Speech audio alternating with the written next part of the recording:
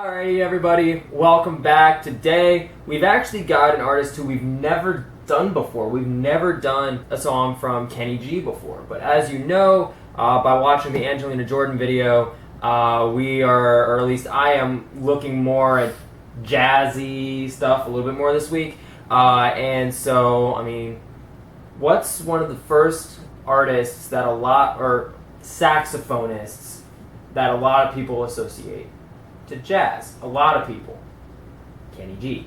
A lot of people, I've been told, a lot of people associate jazz saxophone with Kenny G. Okay. And so it's like, okay, why not? So this is his Songbird, which is actually one that a lot of you may recognize. I know you recognize it, and I know that's why you picked it, because a lot of people may recognize it. Da, da, da, da, da, da. I can't sing worth crap, but you get the point. That's like the first little section there.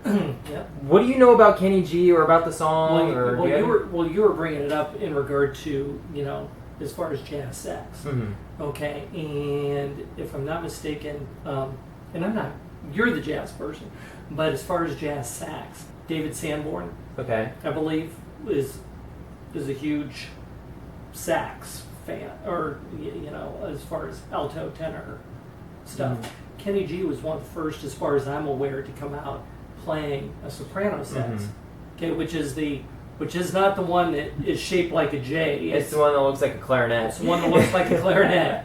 Okay, But it's better than a clarinet. Yeah, at least the way he plays it. Yeah, exactly. So, so anyway, he started in '75. Okay. But not as Kenny G. He was actually in the oh man, what orchestra was it? It was Barry White, who did a lot of R&B stuff, and a lot of people know Barry White because of his romantic songs. Okay. He had a 40-piece orchestra, and for the life of me, I can't think of the name of it, but you would know it. I mean, it was pretty well known, and Kenny G was actually in that. Okay. Okay, so he got into that, jazz after dark. Okay. Where you picture all the commercials Mm-hmm. would have, you and your significant other swaying in the living room, and there's candles going, and the fireplace and all that. Okay, and it was smooth jazz. Okay. Yeah. Okay. Well, that's the kind of stuff that Barry White did. Mm-hmm. Okay, and then Kenny G kind of, when he went out on his own, which was right 1985, 86. Okay. I think 86 is when he released his first album, and this was on it. Okay. Okay, and he didn't say what kind of music it actually was. Mm-hmm. Okay, he is there. In fact, according to everything that I was reading, Kenny G has never actually categorized himself into any particular genre. Mm-hmm. The music industry. Yeah, the music industry put him into jazz. Uh-huh. Okay. And they put him into what was known as smooth jazz. Okay. Okay. Like I said, that was the jazz, the nighttime jazz, Mm-hmm. And the jazz purists, the guys who were,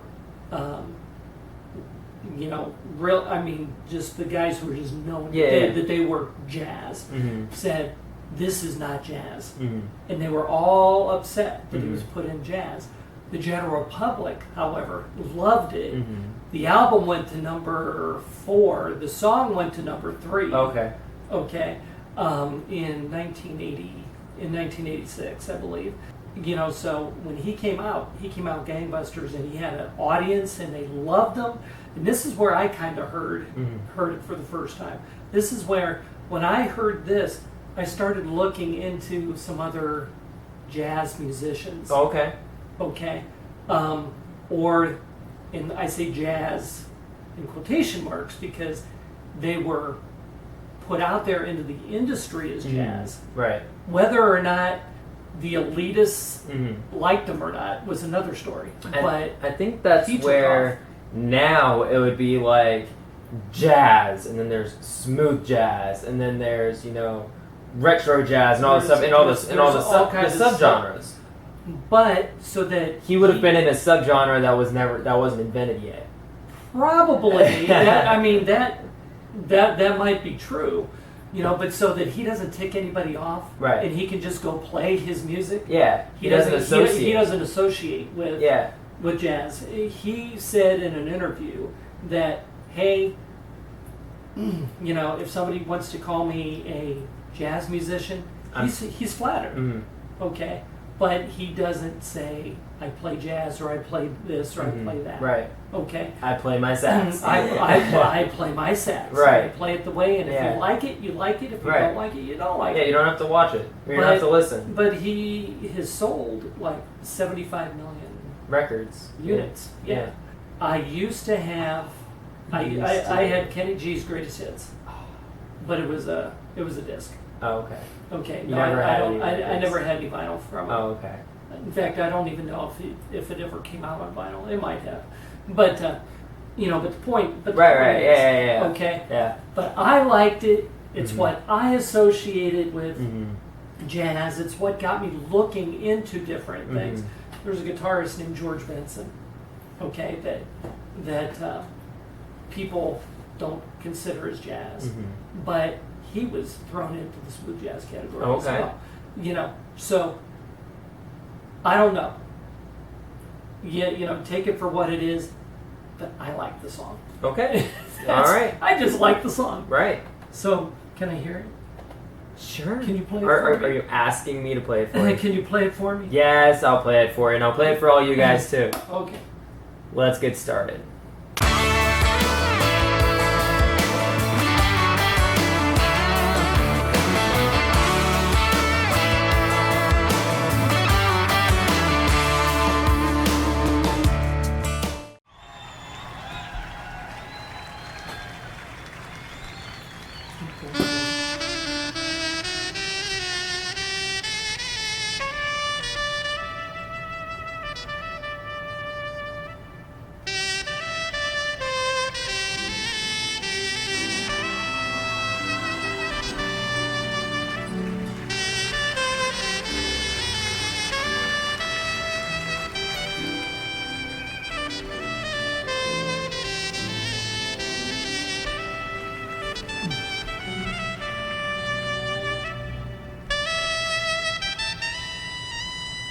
Is he playing out of the side of his mouth? Like right here? Wow.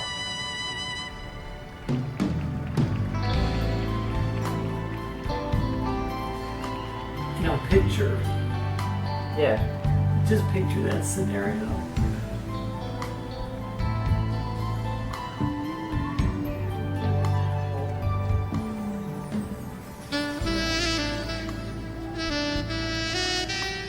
It's effortless for him.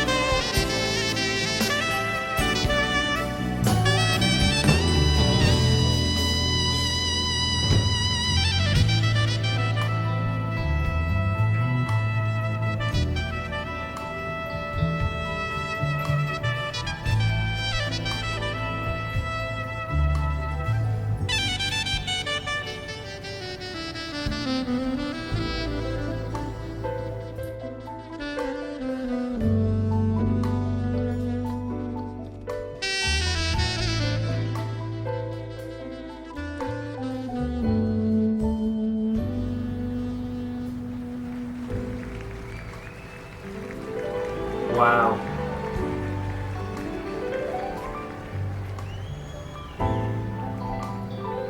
He does remind you of Daniel Gill. Yeah.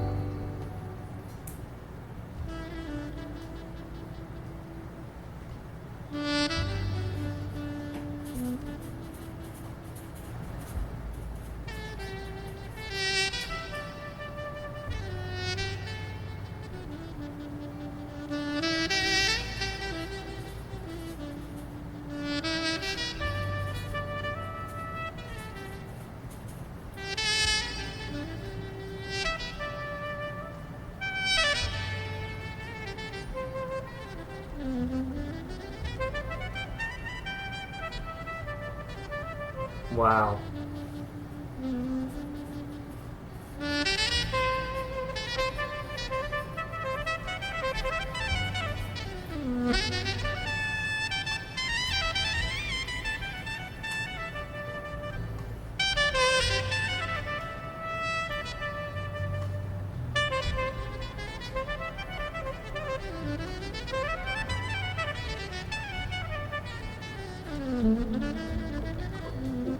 How does he breathe?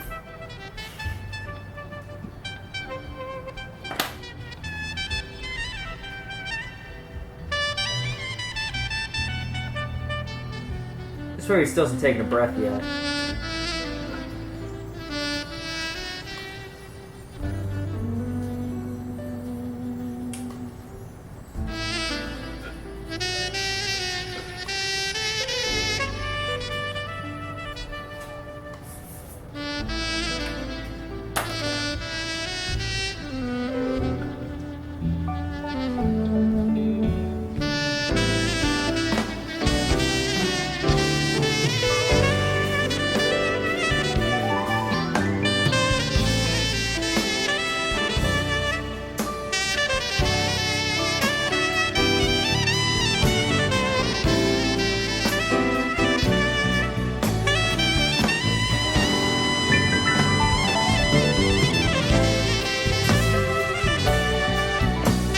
I've run out of paper to write stuff down. There's no air conditioning.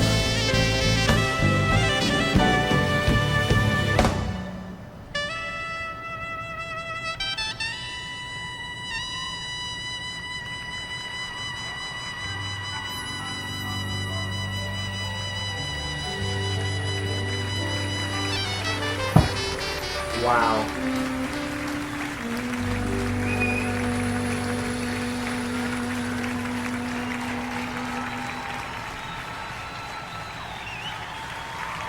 Wow.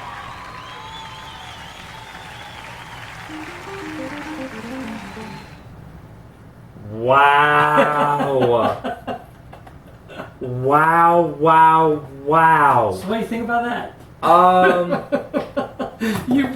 You wrote you used half the notebook. I ran out of paper to write stuff down on. Okay, so number one, what I thought was funny was that he was literally playing out of the side of his mouth, which not many artists can do in general. So I give him props for that. Number two, does he breathe? Towards the end of that, during the second run, I don't think I ever saw him breathe. Just to go to that, like at the very beginning when he held that note and you said, Yeah. wow, how long, did he hold that note? Well, see, the second one, he held that note and then went back into the whole thing and didn't breathe. Okay. Just a fun fact. Okay. He doesn't breathe. He doesn't breathe. Kenny G appeared in the 1997 Guinness Book of World Records for playing the longest note, which was actually later broken. 45 minutes, 47 seconds. Now, which means he's breathing in there somewhere. Right, I mean... And I remember, and just before you say anything, I remember that when I saw him in concert, I have his t-shirt upstairs. I just can't fit into it anymore because it was like 20 years ago. But, when I went to the concert with your mom, okay, and we sat there, and listen to him. And he stood out. You know how they have the kind of the runway that goes out into the audience? Yeah. Okay, he goes out and he's standing there. And he held this note. It had to have been for 10 minutes. Wow. That he just, and I'm saying, how is he breathing? How is he breathing? And your mom had this explanation. I don't know if it's right or not, but it did have something to do with, you could actually see him take breaths. Somehow. No, wait a minute. You could see he was doing something, but what was that thing that you talked about as a trumpet player when it's like circumbreathing. It's breathing through your nose and and straight back into your horn. That's what That's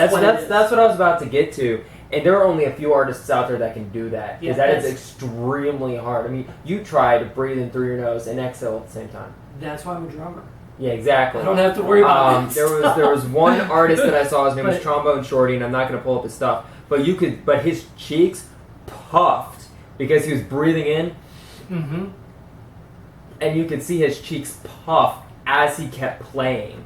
So that's what I was going to get to, is if Kenny G is able to do that. I think it's called circumbreathing. I believe it is, but you could see him doing something. Yeah. But we had no clue as to what it was. Right. But he stood out there and just held this note. And he just kept going, and it kept going, and it kept going, and it kept going. I'm saying, how is he doing this? And you're the only one who has told me about that. About circumbreathing. About that. Yeah. So that's the only explanation. That's the only explanation I can think of. Yeah. Then I put on what there. Else do you have? Yeah. I put on there. He fits the feel in the room. So let's say, like if the mood had shifted in like the audience, in their participation, or in the orchestra behind him or whatever, he would adjust to that, whether it be a key change or whatever, and it was a very, very, very smooth transition, which leads me into my next point, the dynamic control. Okay. You go,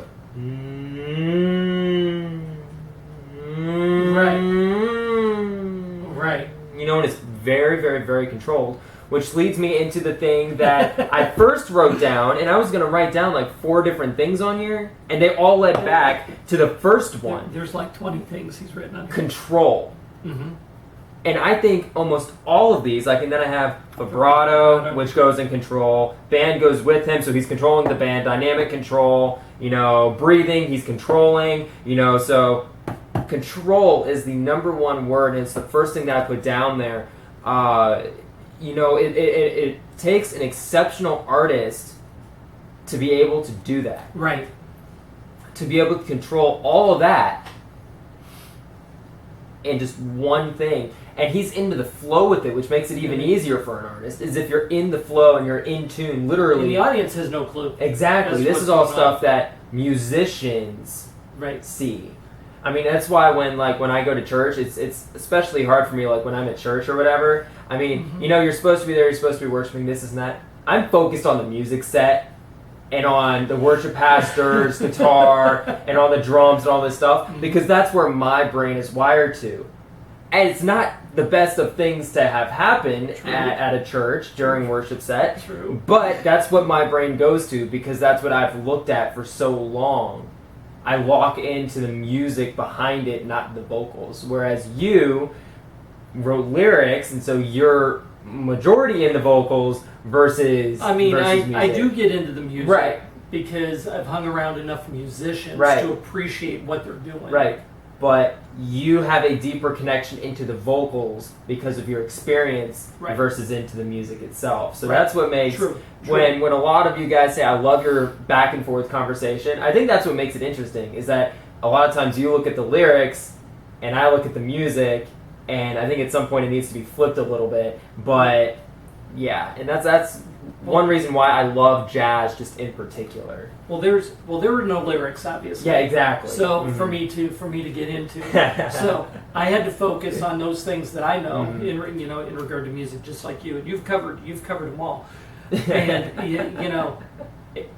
and I don't care if you're a jazz purist. I don't care if this was the first thing that you thought of as jazz and then got into it kind of a little bit more like I did.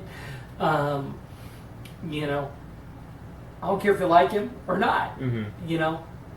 But what I can say is that no matter what you think of him, the talent, okay, and passion, all of that stuff is there. Okay, is there. Yeah.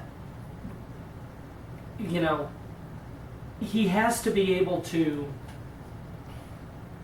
for him to be able simply to play like that. Yeah. Okay. Take the passion out. Just take the passion out. Just for him to be able to play technically like that. The talent is huge. You know? Now, one thing I did find funny was that as I was going down and looking at comments, okay, that people had made about it, okay, one of the comments was from a guy who actually was in college with him, in college jazz with him. And he goes, I don't know exactly what jazz notation means to an elite jazz musician. Yeah. Okay. But I can tell you when he was 20 and 21, when I knew him and we were playing together, he knew what the hell jazz notation is. Yeah. You know. Right. He chooses, just so he doesn't get in fights with critics and this, that, and the other thing. He chooses not to associate. Not to associate with jazz at all. You know, so I did find out. You know that that orchestra that I was talking about, Barry White's orchestra. Yeah. Was the Love Unlimited Orchestra. Okay. And Barry White had like a #1 song. They played it all the time. I forget what. You would know what it was because you wouldn't know. I wouldn't know. But no. he had this very deep bass voice. Okay. And he talks about how he's feeling about his significant other, and then he goes into this song, and the orchestra's behind him, and that was the and Kenny G was part of that. Okay. Which I think is pretty cool. Now, in an interview, supposedly, Kenny G revealed that he is unable to read music and says that he is totally unfamiliar with jazz notation. Okay. Now, this is out of Song Facts, so I don't know if it's right or not. Okay, but he says he also has no knowledge of the jazz standard repertoire. Okay. And that's where what was funny, you know, in regard to this was that first off, this guy said, also keep in mind that he was a 4.0 student with an accounting major because his parents thought he might need a fallback in case the music thing didn't work out. Okay. That he actually was teaching kids jazz theory. He was teaching other people in the class. So I don't know how accurate that quote on Song Facts really is. Yeah, so this guy is saying, so I would take that, I don't really understand all that formal music stuff. Act with a large grain of salt.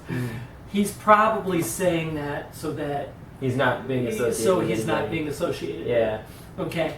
So all I know, I enjoyed it. Yeah. If you you know, if you can get his greatest hits, go get it because send it to him. I mean, if you can get his greatest hits, go get it. You'll really enjoy it because he had a whole bunch of top 20 songs that that were on there. Gotcha. So, in fact, I think this song actually has lyrics to it. Okay.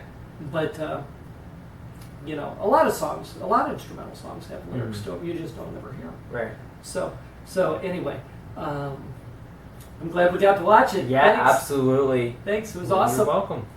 Alrighty, guys. On to the announcements. Alrighty, guys, remember we do have our Discord link down in the description below. Make sure to jump up on there and say hey. It's always super fun, super cool. Got a lot of fun stuff going on there, so make sure you join us. We do have our Facebook videos.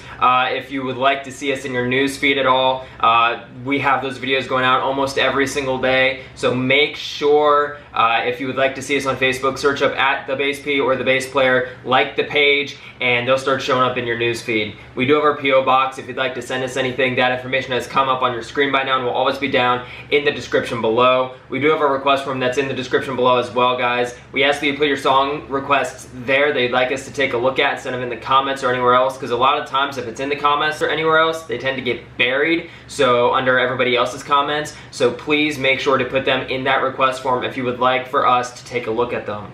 We do have our Teespring link down in the description below as well, guys, where we have some of our merchandise. In our older videos, you'll see our mugs in the background, but with the new turntable, we don't have the mugs out anymore, but we do have our mugs. We have t-shirts like our Eat, Sleep, Rack, Repeat t-shirts. We do have our hoodies, tank tops, phone cases, stuff like that. So make sure if you'd like to get yourself something cool that you check that Teespring link out down in the description below as well. I do get to thank the following patrons who felt pledged to make this video possible for being awesome and sticking with us. That'd be Hot Space and Petro, Barone, Sandy Thomas, Courtney Truax, Kula, Theresa Anderson, Dary S, and Jeffrey Kimball. Thank you so much for y'all's constant love and support of this channel and community, guys. We greatly appreciate it, and we ask that you stick around with us for time to come, and we look forward to seeing you on Patreon for time to come for the following months as well. If Patreon is not quite your thing, or you don't feel comfortable making a monthly donation, but you would like to help support us on what we do here on the channel, we do have a PayPal donation link down in the description below